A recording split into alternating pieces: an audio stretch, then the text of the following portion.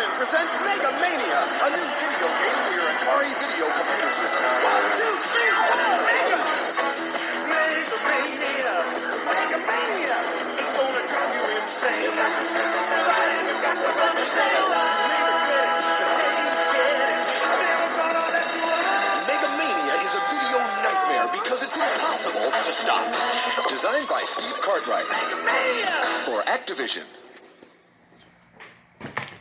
What's up, you guys? Yes, welcome to my review of MEGAMANIA for your Atari 2600. Yeah, it was a pretty good game when it came out, and it's definitely one of those games where you're kind of a mobile cannon or ship on the bottom of the screen shooting up at enemies above you. And boy, that certainly has been done to death on Atari, and I think we even knew that back when it came out, but we were accepting of it because Activision has a certain awesomeness, and what separated this game from many other games where you're on the bottom shooting at things above you is that the wackiness and variety of enemies. And in a video game, the enemies are very important. In real life, I don't think I have any enemies. Oh, except one. Natural selection. Yeah, natural selection, because women naturally select to avoid me, because they know that, their vaginas even know that they don't want my seed up in them to make sure the world gets no more short guys with bad hair. But that's a different sob story for a different time. Now, MEGAMANIA was obviously not original, and it's even less original when you break down the fact that I realized later that it borrowed heavily and pretty much copied the arcade game Astro Blaster,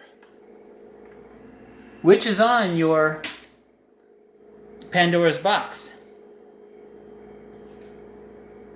I had it queued up and I tried to come out of pause.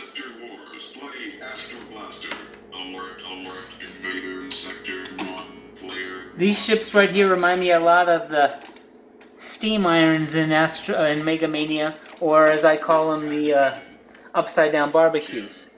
And as you can see, the ship is very much like our ship in MEGAMANIA. So, okay, yeah, they definitely borrowed heavily, or took from Astro Blaster. That's okay. I mean, I guess maybe they didn't get the license or whatever.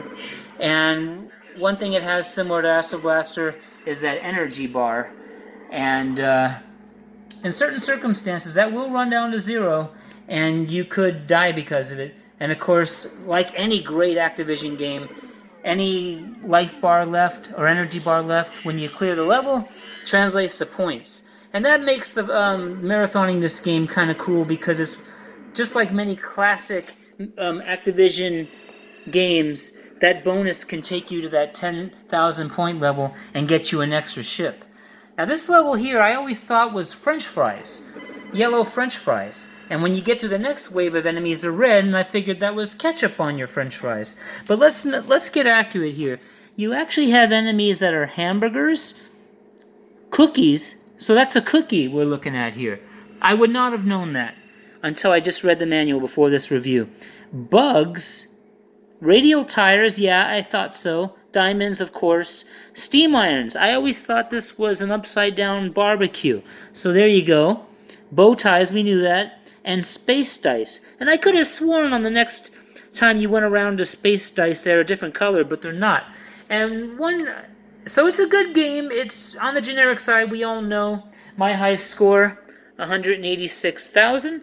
And if there's two improvements I would make on MEGAMANIA, it's that after you beat all the levels, they come back in a different color. But you beat all the levels again, they return back to the original color. So there's only two sets of colors for every enemy. I think they could have given us, with the great palette of colors Atari can provide, multiple colors, so as when you marathon the game and get into the hundreds of thousands, you have different colors to look forward to.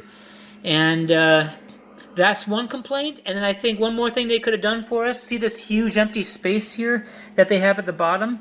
They could have given us a screen level counter, as John Champero does in Gorf Arcade. It just tells you, it would really help on a game that repeats. You need something to keep it interesting. So different colors, varying non-stop would be great, and having a screen counter at the bottom are pretty much the only two things I can throw out there that would improve Megamania.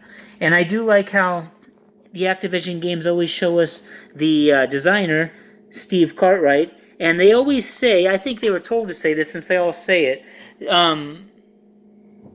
that they'd like us to drop them a line and let us know how they're doing. And that's a really neat sentiment. I wonder if everybody actually took them up on it, and if they were bombarded with mail and it drove them nuts. But that always gave us the feeling that these Activision guys or girls were good people, and I believe that they were. And that's something that you don't see anymore. That was very unique to Activision.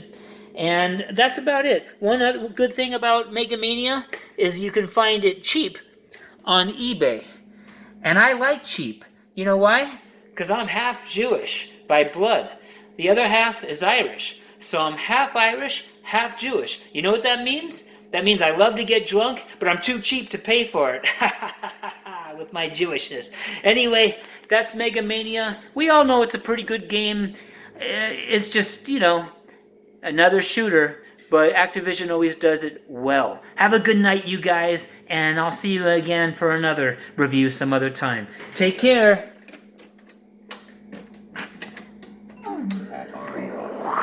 See you later.